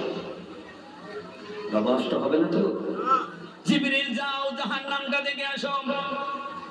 জিবরিল জাহান্নাম ভ্রমণ করে ফিরে এসে ডাক দিয়ে বলে রব্বুল আলামিন, জাহান্নামের যে ভয়াবহতা, যে অবস্থা আমি দেখলাম, এই জাহান্নামের বয়ান যদি তোমার বান্দারা একবার জীবনে শুনতে পারে, তাহলে তারা জাহান্নামের কাজে যাবে না, তারা ওই রাস্তা থেকে ফিরে আসবে। আল্লাহ রাব্বুল আলামিন বলেন, জিবরিল যা, আমি আল্লাহ আমার বান্দার জন্য জান্নাত তৈরি করেছি, যা রে জিবরিল যা, জান্নাতটা দেখে আয়। জিবরিল দেখলেন জান্নাতের সব অবস্থা দেখে ফিরে এসে আল্লাহর কাছে ডাক দিয়ে বলে, রব্বুল আলামিন, দুনিয়ায় যদি তোমার বান্দার জান্নাতের বয়ান যদি তারা শুনতে পারে, তাহলে সব ছেড়ে দিয়েও তারা পাগল হবে জান্নাতে যাওয়ার জন্য। আল্লাহ তাআলা আবার চিন্তা করলেন, এখন জান্নাতে যাওয়ার শর্তের একটা পর্দা লাগিয়ে দিলেন, আর জাহান্নামে যাওয়ার শর্তের পর্দা লাগালেন। খুব সংক্ষেপে বলি, এবার জিবরিলকে বলল, জিবরিল যা রে, তুই আরেকবার জাহান্নাম দেখে আয়। এবার জিবরিল জাহান্নাম দেখতে গেলেন, যাই দেখলেন জাহান্নামের উপর আল্লাহ একটা পর্দা লাগিয়ে দিয়েছে, সাইনবোর্ড, ছিলেন তো, সাইনবোর্ড লাগিয়ে দিয়েছে। জাহান্নামে যাওয়ার এক নম্বরের কারণ হলো, সেইটার নাম হলো লোভ। কি লোভ? এক নম্বরের কারণ হলো লোভ। জিবরিল দেখে চিন্তা করলেন, সর্বনাশ, এই লোভের কারণে সব মানুষ জাহান্নামী হয়ে যাবে। কিসের কারণে? আমাদের সব সর্বনাশ করছে কিসের কারণে জানেন? একটা হলো লোভ, দুনিয়ায় গাড়ির লোভ, বাড়ির লোভ, জমির লোভ, আছে না নাই? সেটা যে পন্থাই হোক আমাকে বড় হতে হবে, এইটা হলো লোভ। জিবরিল এসে বলছে, আল্লাহ আমি যা দেখলাম আমার ভয় হচ্ছে তোমার একটা বান্দাও জান্নাতে যাইবে পারবে না। আমি বেশি দিকে যেতে চাচ্ছি না। ইমাম রাজি রহমতুল্লাহ আলাইহি তিনি কি বললেন, যে সারা পৃথিবীটা, সাত আসমান জমিন ভরা সরিষার দানা যদি একত্রিত করা হয়, এক ইঞ্চি কোথায় খালি জায়গা পাওয়া যাবে না। বলছে আসমান থেকে একটা ছোট্ট পাখি উড়ে আসবে, একটা সরিষার দানা মুখে নিয়ে উড়ে যাবে। কয়টা দানা? কয়টা দানা? একটা দানা। ওই পাখিটা ৭০,০০০ বছর ঘুম পড়ে থাকবে। কি থাকবে? ঘুমিয়ে থাকবে। ৭০,০০০ বছর ঘুমিয়ে যখন আবার জেগে, আবার উড়ে এসে আর একটা দানা নিয়ে যাবে। কোথায় রাখবে? আসমানের উপরে রেখে দেবে। ইমাম রাজি রহমতুল্লাহ আলাইহি বলেন, ওই পাখিটাই একদিন সমস্ত সরিষাগুলি সব তুলে আসমানের উপরে নিয়ে যাবে। চিৎকার দিয়ে বলুন সুবহানাল্লাহ। কত সরিষার দানা এতদিন পর পর আসবে, একটা দানা নেবে। ইমাম রাজি রহমতুল্লাহ আলাইহি বলেন, ওই পাখিটার সব দানা তুলে নিয়ে যাওয়া সম্ভব হবে, কিন্তু আখিরাতের জিন্দেগি কোন বান্দার জন্য শেষ হবে না। জোরে বলুন না সুবহানাল্লাহ। তাহলে আমরা কি আখিরাত চাই না দুনিয়া চাই? কি চাই? আমরা আখিরাত চাই না দুনিয়া চাই? তাহলে আখিরাত যদি চাইতে হয়, তাহলে চারটা শর্ত, যে কথা আমার কামেল মুর্শিদ হযরত মাওলানা সুফি মুফতি আজান গাছী রহমাতুল্লাহ আলাইহি বলে দিয়েছেন, চারটা শর্তের একটা যদি কেউ বাদ দেয়, সে জান্নাতে যাইতে পারবে না। কয়টা শর্ত? চারটাই মানা লাগবে, কারণ এই চারটা হুকুম হলো আমার আল্লাহ, কোন ওলির হুকুম নয়, কোন পয়গম্বরের নয়। এই চারটা হুকুম হলো আমার আল্লাহ রাব্বুল আলামিনের হুকুম। শুধু আল্লাহ তাআলা যাদেরকে মনোনীত করেছেন, দ্বীন প্রচারের দায়িত্ব দিয়েছেন, তাদের কাজ শুধু প্রচার করে দেওয়া, আর মানার দায়িত্ব হলো আল্লাহ তাআলা মানিয়ে দেবেন, আর আমল করবেন হলো বান্দা। ঠিক না বে ঠিক? এই জন্য ১,২৪,০০০ পয়গম্বর পৃথিবীতে এসে দ্বীনের দাওয়াত দিয়েছেন, আর আল্লাহ তাআলা বলে দিয়েছেন, আমি তো তোমাদেরকে পৃথিবীর দারোগা করে পাঠাইনি। আল্লাহ রাসূলের উপরে ওহী নাযিল করে শুনিয়ে দিলেন। আল্লাহ তাআলা বলেন, হে আমার পয়গম্বর, তোমার ডিউটি হলো শুধু দ্বীনের দাওয়াত প্রচার করা, আর সেইটা মানিয়ে দেওয়ার দায়িত্ব হলো আমি আল্লাহ। তুমি তাদেরকে ভালো কথা বলে, ভালো উপদেশ দিয়ে, সৎ আদেশ দিয়ে, যুক্তি দিয়ে, ভালো ভালো পরামর্শ দিয়ে তুমি দ্বীন শোনাবা, আর ওই দ্বীনটা বুঝিয়ে দেওয়ার মালিক হইলাম আমি আল্লাহ। কারণ তুমি লাঠি মেরে তাদের কালেমা পড়াবা, এই জন্য আমি আল্লাহ তোমার দারোগা করে পাঠাই নাই। দারোগা ছিলেন তো? দারোগা আসামি পাইলে আগে লাঠি মারে। কি মারে? ও আসামি ধরলেই ও ভালো তো বসবে না, আগে ওর মারবে, মেরে নরম করে নেবে, যাতে ওর ভয় হয়। দারোগা ধরে আগে কি করবে? শাসমুখে এমন একটা বাড়ি দেবে, আসামি আগেই নরম। আল্লাহ তাআলা রাসূলকে বলছে, আমি তোমাকে দারোগা করে পাঠাই নাই যে তুমি লাঠি পিটা করে তাদেরকে দ্বীন বোঝাবা না। আমি তোমাকে হিকমতপূর্ণ জ্ঞান দিয়েছি, যুক্তি দিয়ে, পরামর্শ দিয়ে আমার দ্বীনের দাওয়াত প্রচার করো। রাসূল কেমন হিকমতপূর্ণ ছিলেন, কেমন যুক্তি দিতেন, কথাটা বলবো না, রেখে দেবো। একজন জলিলুল সাহাবী, নবীজির একজন সাহাবী কালেমা পড়েছেন, ইসলাম কবুল করেছেন। ইসলাম কবুল করার পরে নবীজির কাছে গিয়ে বলছেন, ইয়া রাসূলুল্লাহ, হাবিবাল্লাহ, আমি আপনার কাছে কালেমা পড়ে ইসলাম কবুল করেছি, কিন্তু আমার একটা বদ অভ্যাস আছে, সেটা আমাকে সেটা করতে দিতে হবে, পারমিশন চাই। কি হচ্ছে দেখো, আমার মা বোনেরা যারা খানা খাচ্ছেন, মা গো একটু মুখ বুঝে খান, কারণ শুধু পুরুষেরাই কবরে যাবে না, আমার মাদের কবরে যাইতে হবে কি হবে না? কথা বলেন না কেন, হবে কি হবে না? সবাইকে একই নিয়মে একই ধারায় দুনিয়া ছেড়ে যেতে হবে। আমল নামা মিজানের পাল্লায় বাবা উঠবে, মা উঠবে, সেদিন কারোর ছাড় দেওয়া হবে না। মিজানের পাল্লায় যাওয়াই লাগবে। মা তুমি যতই লাফালাফি করো, চিল্লাচিল্লি করো, মনে করেছো যে আমি মা, আমার পান নিচে জান্নাত রাসূল বয়ান করেছে, মা যদি তুমি সঠিক মা না হও, এত সহজ নয় পান নিচে জান্নাত। ঠিক না বেঠি? তুমি মা যদি প্রকৃত মা না হও, তোমার পার পদতলে জান্নাত এত সহজ নয়। জান্নাতটা মামা বাড়ির দুধ ভাত নয়, জান্নাত দুনিয়া থেকে কামাই করতে হয়। ঠিক না বেঠি? কথা বলুন। মারা রাগ করে করুন, দেওয়ার দিক নাই না, সমস্যা নেই। আল্লাহর নবী, বিশ্ব নবী জনাবে মুহাম্মদ রাসূলুল্লাহ সাল্লাল্লাহু আলাইহি সাল্লামের সাথে ওই সাহাবীর দেখা পেয়ে গেল। নবীজির সামনে দাঁড়ালেন, বলেন, ইয়া রাসূলুল্লাহ, হাবিবাল্লাহ, আমি তো সেই অমুক কালেমা পড়েছি, ইসলাম কবুল করেছি, ঈমান এনেছি, কিন্তু আমার একটা বদ অভ্যাস আছে, ইয়া রাসূলুল্লাহ, ওইটার পারমিশন আমি আপনার কাছে চাই। রাসূল দাঁড়িয়ে গেলেন, পারমিশনটা হলো। সাহাবী বলছে, ইয়া রাসূলুল্লাহ, আমার বদ অভ্যাস হলো জিনা করা। নাউজুবিল্লাহ বলেন। কার সামনে দাঁড়িয়ে এত বড় হিম্মত নিয়ে কথা বলছে? কারণ তিনি তো হলেন রাহমাতাল লিল আলামিন, যার মধ্যে প্রতিশোধের রাগ ছিল না, কোন অভিশাপ করার রাগ যার মধ্যে ছিল না। তার কাজ ছিল শুধু আল্লাহর কাছে রহমত কামনা করা। আল্লাহ, গোটা জাতিকে তুমি হিদায়াত ওয়ালা বানিয়ে দাও। জামানার মুজাদ্দিদ হযরত মাওলানা সুফি মুফতি আযম গাজী রাহমাতুল্লাহ আলাইহি ওই বিশ্ব নবীর শিক্ষায় শিক্ষিত হয়ে আজকের দিনে সর্বপ্রথম গোটা মাখলুকের সাথে বন্ধুত্ব করে নিলেন। ইলাহি রহমত জিয়াদা করো কিয়ামত তামাম আলমের উপর। আয় আল্লাহ, তোমার সকল সৃষ্টিজীবীর প্রতি তোমার রহমতটা বাড়িয়ে দাও, তোমার রহমতটা বাড়িয়ে দাও। তাহলে দেখা গেল আজকে সকল সৃষ্টিজীবীর জন্য আজকে তিনি বন্ধুত্ব করে নিলেন। সুবহানাল্লাহ বলবেন না? সাহাবী রাসূলের কাছে বলেন, ইয়া রাসূলুল্লাহ, আমাকে পারমিশন দিতে হবে। আল্লাহর হাবিব বিশ্ব নবী ওর কথা শুনে বড় চিন্তা করলেন, সর্বনাশ, কত বড় সাহস রে আমার সামনে দাঁড়িয়ে এই কথা বলে। আমি আপনি হয়ে আগে বাম হাতে থাবা লাগিয়ে দিতাম। ঠিক না বেঠি? কোন গ্রামের মন্ডলের কাছে যদি কেউ একটু ভুল করে, ও দেখবেন আগে এক থাবা দিয়ে বলে, জাগা পাইছে না, কি ধমক দেয় কে দেয় না, ও ধমক আগে কলজে পারে সুখী ভাববে, তারপর মিশা। আল্লাহ রাসূল কিছুই বলে না, মিসকি মিসকি হাসছেন, কারণ আল্লাহ শিখিয়েছেন, ওদু সাবিল রাব্বিকা বিল হিকমাতি ওয়াল মাউইজাতিল হাসানা। হে রাসূল, আমি তোমাকে হিকমতপূর্ণ জ্ঞান দিয়েছি, ভালো ভালো কথা বলে, মিষ্টি মিষ্টি কথা বলে, যুক্তি পরামর্শ দিয়ে তুমি দিনটা বুঝিয়ে দাও। সুবহানাল্লাহ বলবেন না? আল্লাহর নবী বিশ্ব নবী যুক্তিখানা করলেন, ও সাহাবীরে, তুমি যে কাজটা করতে চাও শোনো, আজকে তোমার মার সাথে যদি কেউ ওই অপকর্ম করে আর তুমি যদি ওইটা দেখো, কি করবা বলো? সাহাবী বলেন, ইয়া রাসূলুল্লাহ, ওরে ঘাড় মুছড়ে আগে ভেঙে দাও।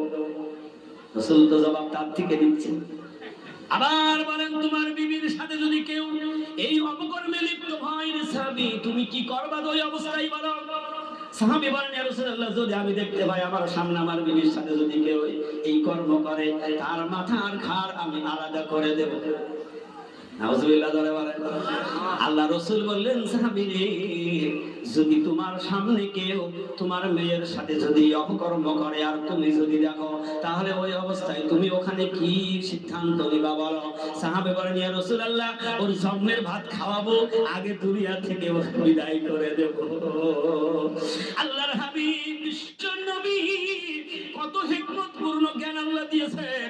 হাবিব ডাক দিয়ে বলেন, সাহাবী, তুমি যেই কাজের পারমিশন নাও, ওইটা হয় কারোর মা, কারোর স্ত্রী, কারোর বোন অথবা কারোর মেয়ে। সাহাবী বলেন, ইয়া রাসূলুল্লাহ, হাবিবাল্লাহ, এতক্ষণ পর্যন্ত আমি অন্ধকারের মধ্যে ডুবেছিলাম, এই জ্ঞান আমার ছিল না, এই জিনিসটা আমি ভালো মন্দ বিচার করার আমার কোনো জ্ঞান ছিল না, ইয়া রাসূলুল্লাহ। এখন আপনার এই যুক্তি দেখে আমার জ্ঞান চক্ষু খুলে গেছে, ইয়া রাসূলুল্লাহ, আবারও আপনি আমারে তওবা কালেমা পড়িয়ে দে। জোরে বলুন না সুবহানাল্লাহ। এই জন্য যার কাছে জ্ঞান আছে তার কাছে না যাওয়া পর্যন্ত কোনো মানুষ জ্ঞান আহরণ করতে পারে না। এই জন্য শেষ জামানায় এই শেষ জামানার মানুষের প্রতি আল্লাহ তাআলা ওহী নাযিল করে শুনিয়ে দিলেন, ইয়া আইয়ুহাল্লাযীনা আমানুত্তাকুল্লাহা ওয়া কুনু মা'আস সাদিকিন। আল্লাহ ইমানদার ডাক দিলেন, হে ঈমানওয়ালারা, তোমরা যারা আমি আল্লাহর প্রতি ঈমান এনেছো, আমানুত্তাকুল্লাহ, আমি আল্লাহকে ভয় করো। সুবহানাল্লাহ। যার অন্তরের মধ্যে আল্লাহর ভয় থাকবে ওই ব্যক্তি কোনোদিন আল্লাহর নাফরমানি করতে পারে না। কারণ তার ওই ভয়তে বলবে, তুই যতই নাফরমানি করিস না কেন, মালাকুল মউত তোর ঘাড়ে দাঁড়িয়ে রয়েছে, এখনই তোর রূহটা নিয়ে নিতে পারে।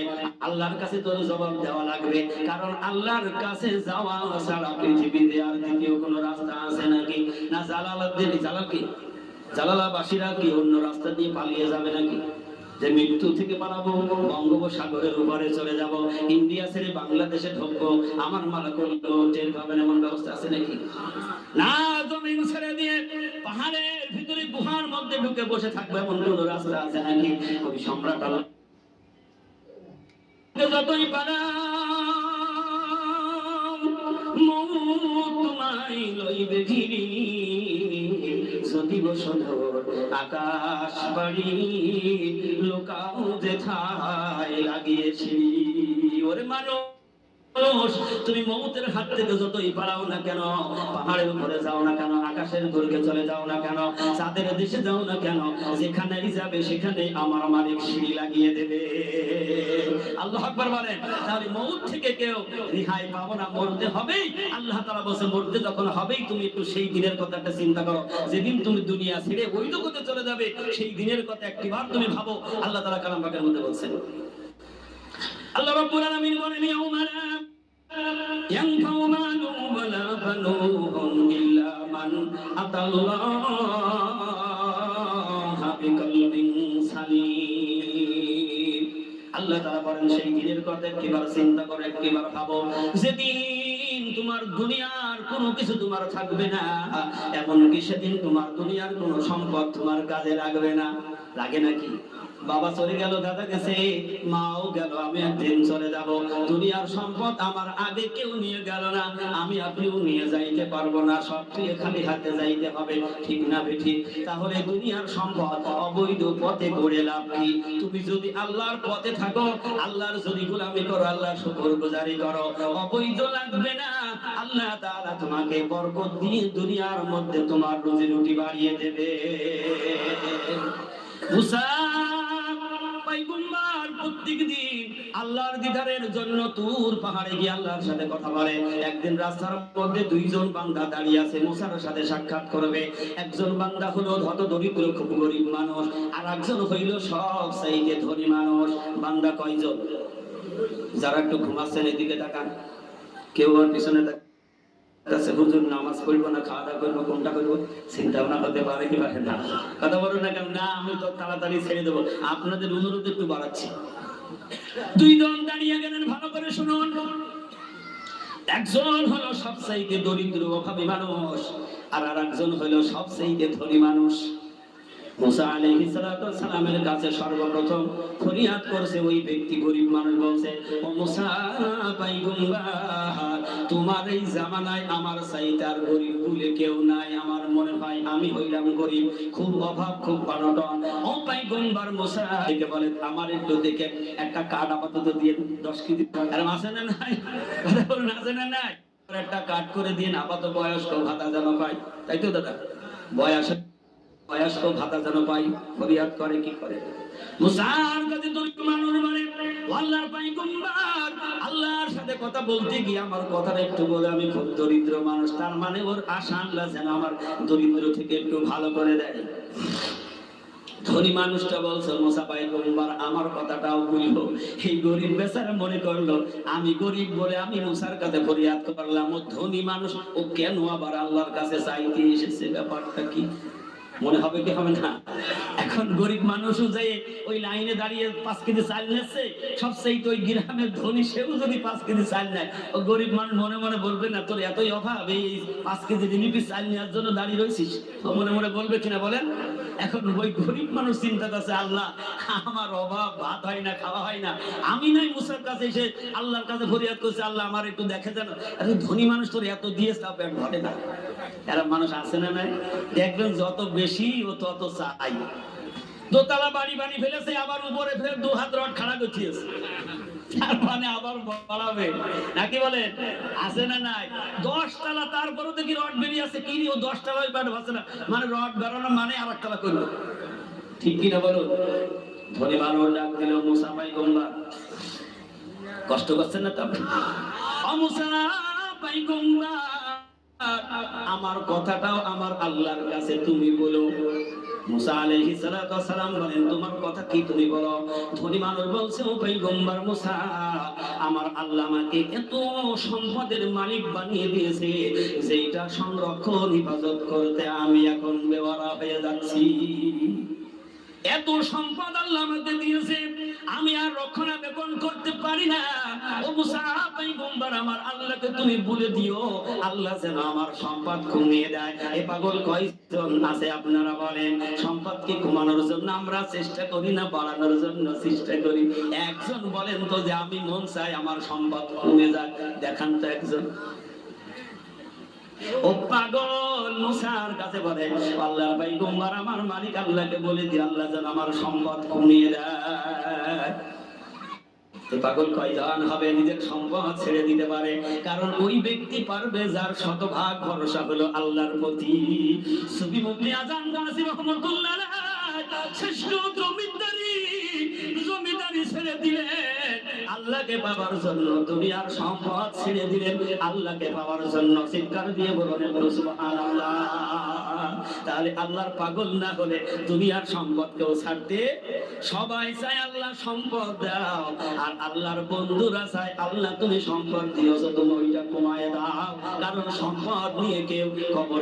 সালাম দুইজনার ফরিয়াদ শুনলেন, একটু ভালো করে শুনি। দুইজনার ফরিয়াদ শুনে নিয়ে আল্লাহর সাথে মত বিনিময় হলো, কথা হলো। মুসা পয়গম্বর বলেন আল্লাহ তাআলা আমি আপনার কাছে আসার পথে দুইজন তোমার বান্দা আমার কাছে দরখাস্ত করেছে। বলে দরখাস্ত কি রে মুসা? প্রথম নম্বরের দরখাস্ত হলো তোমার একজন হতদরিদ্র গরিব বান্দা, এই বান্দা আমাকে বলেছে ও মুসা পয়গম্বর আমার আল্লাহর কাছে তুমি আমার কথাটা একটু বলো, আল্লাহ যেন আমাকে একটু দেখে। আমি বলিলাম গরিব মানুষ, কিন্তু বললেন আল্লাহ যেন আমার সম্পদ দেয়, টাকা দেয়, পয়সা দেয়, শুধু বললো আমি হইলাম গরিব মানুষ। তাহলে বোঝা যায় কি যায় না? এখন একজন পুঁটি মারি যাবে, তা পুঁটি মারি শব্দটার মুখ দিয়ে বেড়ায় না, ও কথাটা বুদ্ধি কথা ও বুঝে বললে যদি পুঁটি মারি যাবি নাকি? বলছে হ্যাঁ পুঁটি মারি যাবো, মানে ও ঘরে না তো কথা। তো বলছে তুই কি পুঁটি মারি যাবি? তো বলছে হ্যাঁ পুঁটি মারি যাবে। আল্লাহ তাআলা বলেন ও মুসা পয়গম্বর তুমি ফিরে গিয়ে আমার ওই দরিদ্র বান্দাকে বলবে সে যেন বেশি বেশি করে আমি আল্লাহর প্রশংসা করে। জোরে বলুন সুবহানাল্লাহ। এই জন্য আল্লাহ তাআলা বলেন লা ইন শাকারতুম লাযীদান্নাকুম ওয়া লা ইন কাফারতুম ইন্না আযাবি লাশাদীদ। আল্লাহ তাআলা বলেন আমার বান্দা যারা আমার নিয়ামতের শুকরগুজারি করে আমি আল্লাহ তাআলা খুশি হয়ে ওই বান্দার যা নিয়ামত দিয়েছি ওই নিয়ামতটা আমি আল্লাহ আরো 2 গুণ বাড়িয়ে দেই। আল্লাহ রাব্বুল আলামিন বলেন তাদের ওই ব্যক্তিকে সুখ শান্তিতে থাকতে পারে নাকি? কথা বলেন না কেন?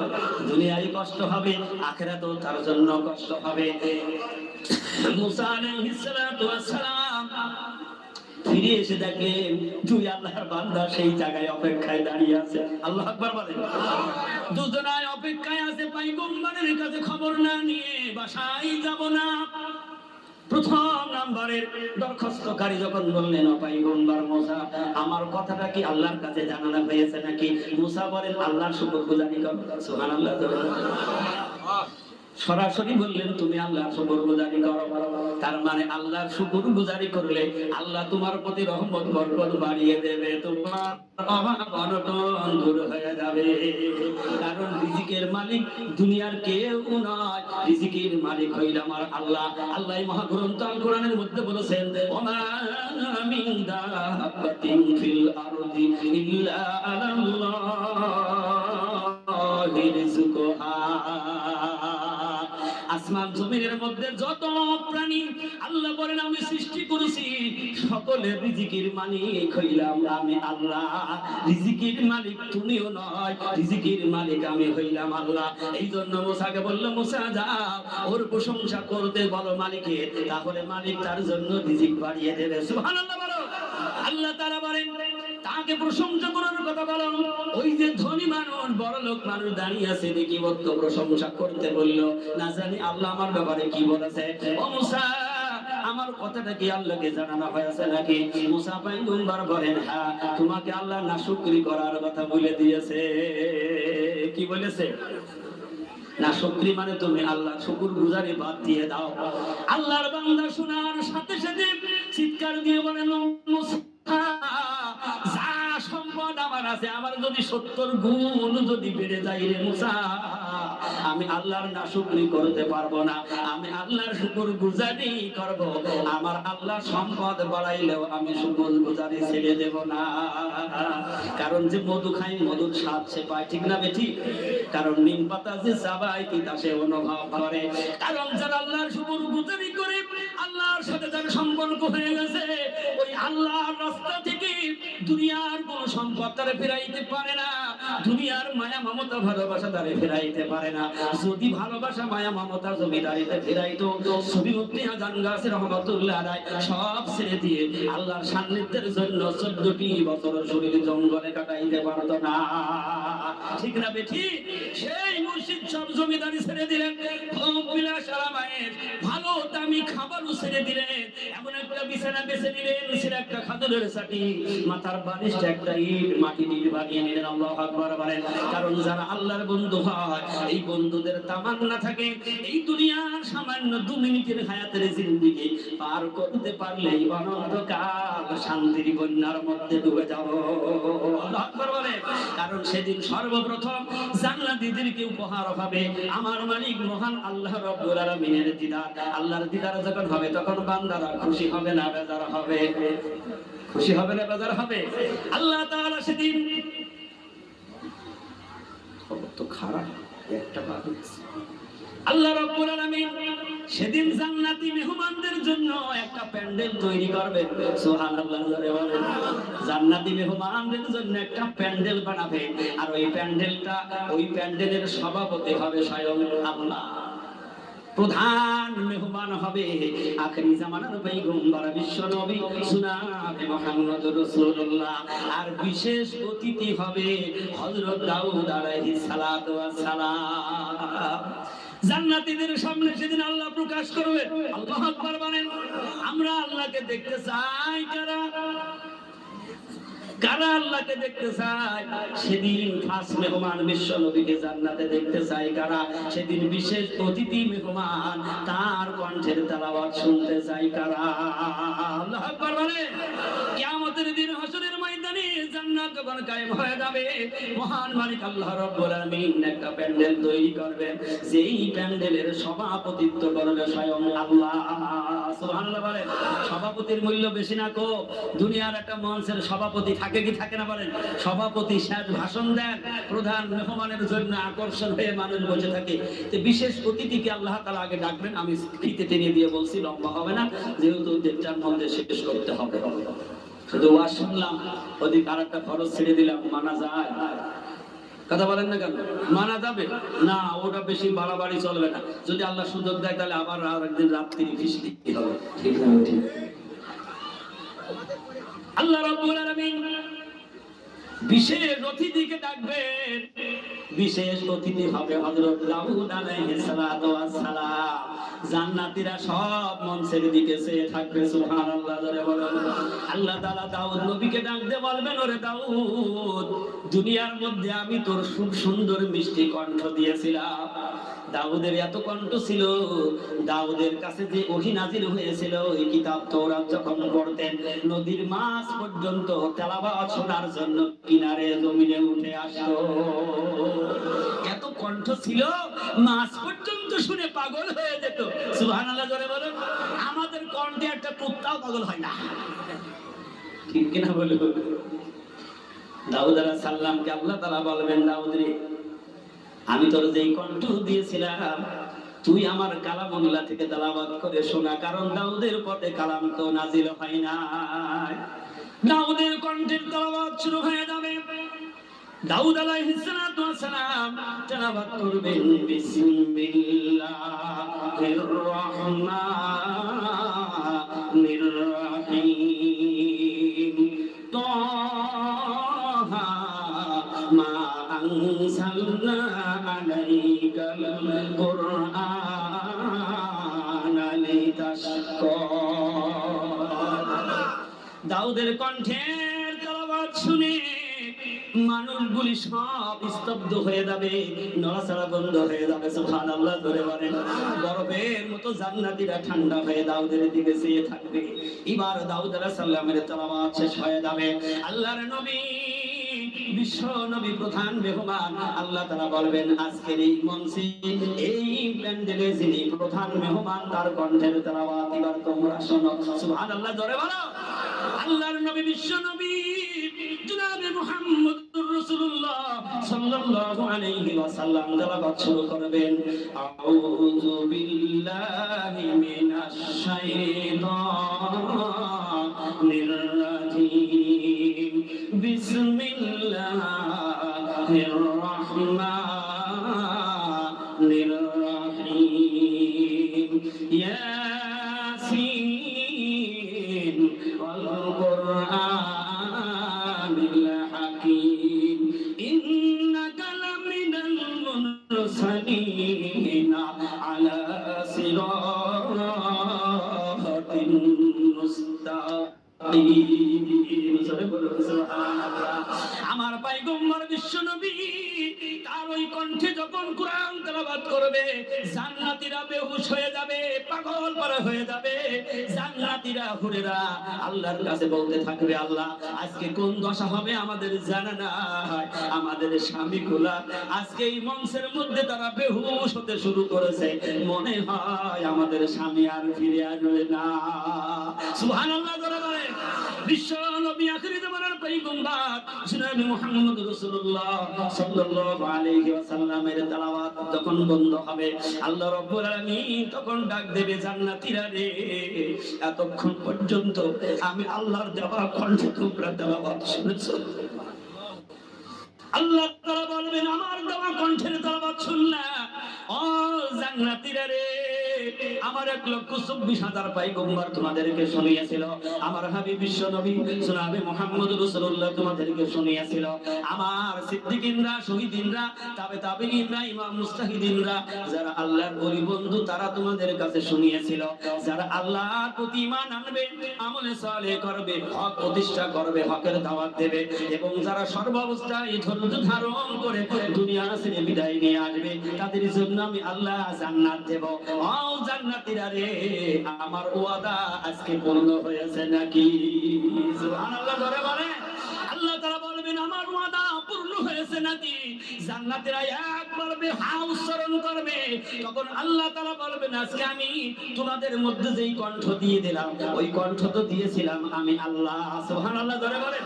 আল্লাহ যদি কণ্ঠ না দিত আমি হারুনও কথা বলতে পারতাম না, কারণ যেদিন মা পেট থেকে দুনিয়ায় আসলাম আমার আপনার কোনো ভাষা ছিল না, আমার মা বাবা ভাষা তো আমার দিতে পারে নাই, যদি পারতো তাহলে হওয়ার পরেই মা তো ভাষা শিখিয়ে দিতে পারতো, ঠিক না বেঠি? আল্লাহ তাআলা বলেন, আমার ইচ্ছা মতো রে বান্দা আমি তোর ভাষা শিখিয়ে দিলাম, আর ওই ভাষা শেখার পরও ওই ভাষাটা তুই আমার জন্য কাজে লাগাইলি না। আল্লাহু আকবার বলে। আমি তোর জবান দিলাম, ওই জবানটা আমার জন্য কাজে লাগাইলি না। আমি তোর কণ্ঠ দিলাম, ওই কণ্ঠ দিয়ে দুনিয়ার বেহাপানা গান গাইলি, কিন্তু আমার হামদ সানা তুই পড়লি না। আমি তোর কণ্ঠ দিলাম, ওই কণ্ঠ দিয়ে আমার হাবিবের প্রতি নাতে রাসূল গাইতে পারলি না। আমি তোর আমার জিকিরটা তুই করতে পারলি না, আল্লাহ তাআলা সেদিন বলবেন আমি তোদের ওয়াদা করেছিলাম রে জান্নাতীরা, আজকে তোরা আমার কণ্ঠে কোরআনুল কারীম তেলাওয়াত করেছিস, যিনি কণ্ঠ দিয়েছেন তার কণ্ঠের তেলাওয়াত তোরা এবার শোন। আমরা সবাই শুনতে রাজি আছি তো? কথা বলুন না কেন? আল্লাহ রাব্বুল আলামিন সেদিন বলবেন, ও জান্নাতীরা রে, আমার কণ্ঠের তোরা তেলাওয়াত শোন। আল্লাহ তাআলা সেদিন তেলাওয়াত করবেন, আর রহমান আল্লামাল কুরআন খালাকাল ইনসানা আল্লামাহুল বায়ান। আল্লাহ তাআলার তেলাওয়াত শুনে সব জান্নাতীরা বেহুশ হয়ে পড়ে যাবে। আল্লাহু আকবার বলেন। একজনের হুঁশ থাকবে না, এত বেভোর তারা আল্লাহর প্রতি হয়ে যাবে, জান্নাতীরা বেহুশ হয়ে পড়ে যাবে। হুরেরা তখন আল্লাহর কাছে দরখাস্ত করবে, আল্লাহ তুমি এই মঞ্চ ভেঙে দাও, তুমি সমাপ্ত করে দাও। এইভাবে যদি মঞ্চ থাকে, হুরেরা দাবি করবে, আল্লাহ আমরা একটাও স্বামী আর হাতে পাবো না। আল্লাহু আকবার বলেন। আমার আপনারা ভাইয়েরা, এই দিন তারা পাবে খতিব থেকে খসরাত থেকে বেঁচে জান্নাতের মালিক তারা হবে। আমার কামিল মুর্শিদ সূরা আসরের এই তাফসীরের বিনিময় চারটা কথা বলে দিয়েছেন। এক নম্বরে আমলে সালেহ হলো বিনা কাজায় 5 ওয়াক্ত নামাজ। আমরা রাজি আছি না নাই? বিনা কাজায় 5 ওয়াক্ত নামাজ আদায় করো। ওই আল্লাহর তেলাওয়াতের সাথে তেলাওয়াতের সম্পর্ক যদি করতে চাও, বেশি বেশি করে দুনিয়ায় কোরআন তেলাওয়াতে লেগে যাও। এই জন্য জামানার মুজাদ্দিদ হযরত মাওলানা সুফি মুফতি আজম গাছ রহমাতুল্লাহ আলাইহি দ্বিতীয় কথা শুনিয়ে দিলেন, বান্দারে নামাজ আদায় করো, নামাজের পরে সবচেয়ে উৎকৃষ্ট জিকির হলো আফজালুল ইবাদাতি তিলাওয়াতুল কোরআন। সবচেয়ে বড় জিকির হলো তেলাওয়াত, হলো কোরআনুল কারীমের তেলাওয়াত। তোমরা কি করো? এই ছোট্ট 4টা সূরা কোরআনুল কারীমের তেলাওয়াত করো। সুবহানাল্লাহ করে বলো। আর বললেন আল্লাহ তাআলার সাথে সম্পর্ক গভীর হবে, জান্নাতের মালিক হবা। তোমার ইবাদত বندگی কবুল হওয়ার শর্ত হলো হালাল রুজির ফয়সালা করবা, কোন হারামের সংস্পর্শে যাইতে পারবা না, সুদের কারবার করতে পারবা না, অবৈধ পথে ইনকাম করতে পারবা না, হকুল্লাহ হকুল ইবাদ তুমি নষ্ট করতে পারবা না, পরের জমিনের আল ঠেলে দিয়ে জমিন বড় করতে পারবা না, সমাজে বড় হওয়ার জন্য জবানটাকে ভালো কাজে লাগাবা, মিথ্যা কথা বলবা না, চুরি করবা না, মানুষে ফাঁকি দেবা না, মেয়ের জমি ফাঁকি দিয়ে ছেলের নামে লিখে দেবা না। এই কাজগুলি যারা করবে, হালাল পথে যারা থাকবে, আল্লাহ রাসূল বলেছেন ওই ব্যক্তি হবে জান্নাতের মালিক। জামানার মুজাদ্দিদ তাই 3 নম্বরে শুনিয়ে দিলেন হালাল রুজি রুটির ব্যবস্থা করতে হবে। 4র্থ নম্বরে বললেন তাকওয়া পরহেজগারি অবলম্বন করা লাগবে।